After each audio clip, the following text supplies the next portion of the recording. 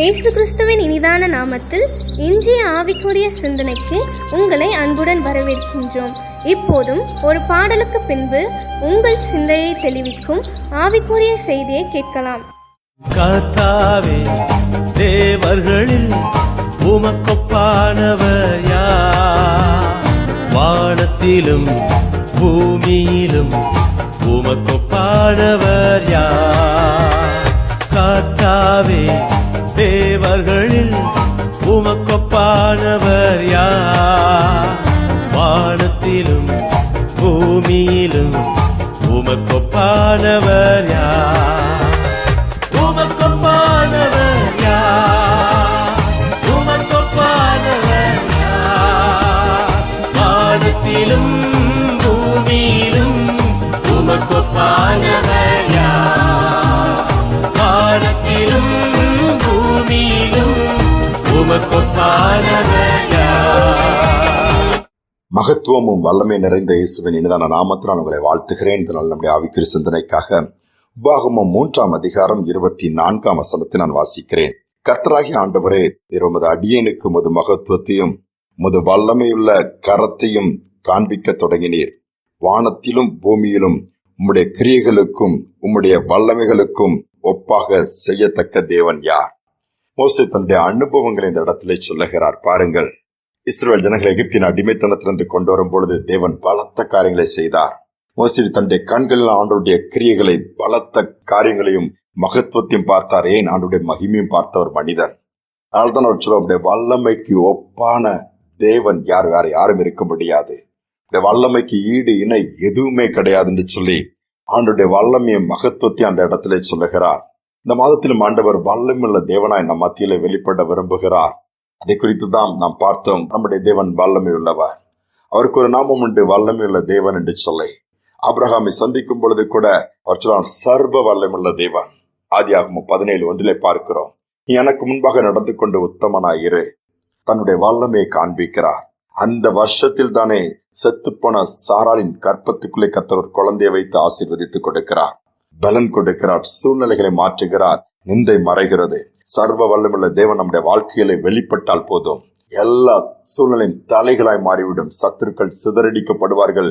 முடியாதுன்னு சொன்ன காரியங்கள் முடியும். இது என்னமா முடியுமோ என்று பயப்படுகிற காரியங்கள் எல்லாம் மாறிவிடும். தைரியத்தை கர்த்தர் கொடுத்து யுத்தங்களை பண்ண ஆரம்பித்து விடுவார். ஒரு ஏழை விதவை தன்னுடைய 2 பிள்ளைகளோடு கூட ஒரு வீட்டிலே வாடகைக்கு இருக்கிறார்கள்.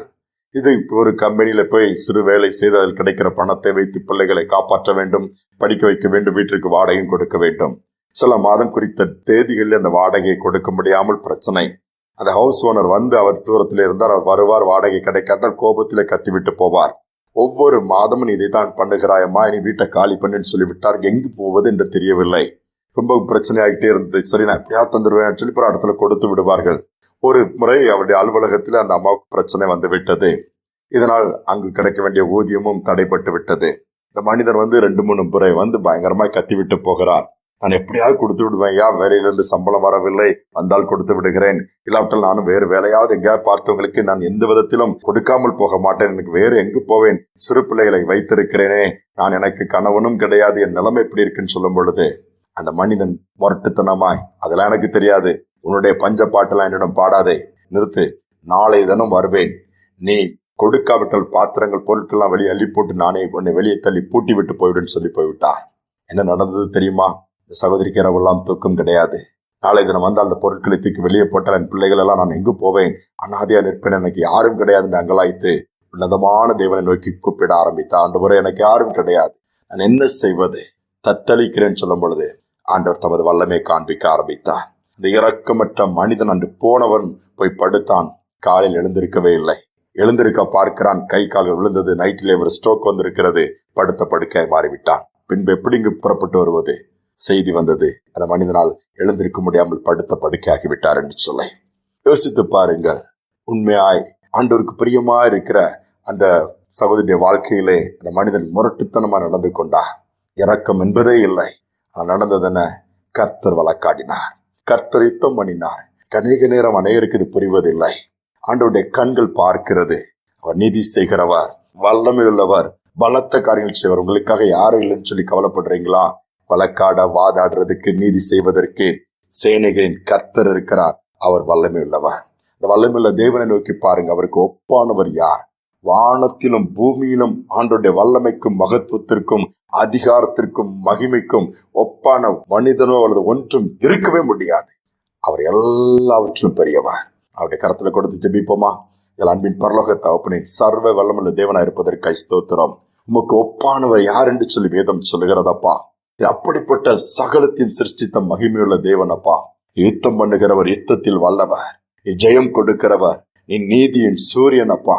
அதோடு மட்டுமல்ல, யாரெல்லாம் அநீதியில் வைக்கப்பட்டு இன்னைக்கு வேதனையோடு கடந்து போகிறார்களோ, யாரெல்லாம் கண்ணீரோடு இருக்கிறார்களோ, யாரெல்லாம் நிந்தனையின் பாதையில் இருக்கிறார்களோ, யாரெல்லாம் பலவீனப்பட்டு போய்விட்டார்களோ, எனக்கு யார் உண்டு, நான் தனி மனிதனாய் தனி மனுஷியாய் போராடுகிறேன்னு சொல்லி புலம்புகிறார்களோ, இப்படிப்பட்டவர் உண்மை நோக்கி கூப்பிடுவார்கள் என்று சொன்னால் இந்த நேரத்தில் இந்த கூப்பிடுதல சத்தத்திற்கு செவி கொடுப்பீராக.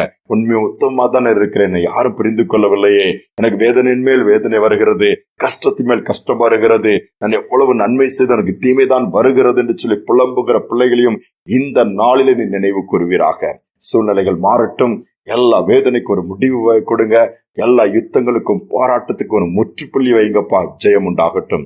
தாழ்த்தி ஒப்புக் கொடுக்கிறேன். துதிகனமை ஏற்றுக்கொள்ளும் இயேசுவின் நாமத்தில் பிதாவே, ஆமேன். வல்லமையுள்ள தேவன், வானத்திலும் பூமியிலும் சகல வல்லமை படைத்த தேவன் நம்மோடு கூட இருக்கிறார். யுத்தம் பண்ணுவார், ஜெயம் கொடுப்பார். அவருக்கு ஒப்பானவர் யாருமே இல்லை. இந்த நம்பிக்கையோடு இந்த நாளை தொடருவோம். மீண்டுமாய் நாளை தினம் சந்திப்போம். உன்னதமானவர், மறைவில் இருப்பவன், சர்வ வல்லவர், நிழலில் தங்குவார். உன்னதமானவர், மறைவில் இருப்பவன், சர்வ வல்லவர், நிழலில் தங்குவார்.